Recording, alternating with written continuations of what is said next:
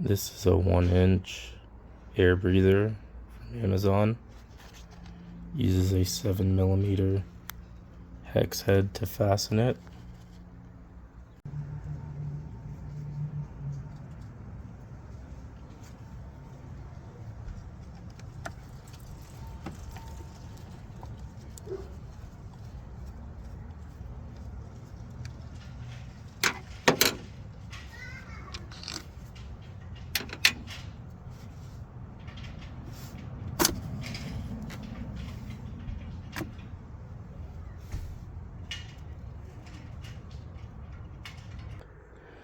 So this is the problem with the air pump, is the foam deteriorates and goes inside the pump. So that's why we're changing it out to the air breather style filter.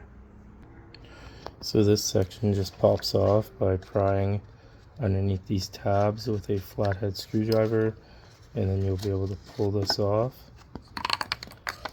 Your new filter will just be attached onto here. So now that's snug, tight, and we're ready to reinstall this cover.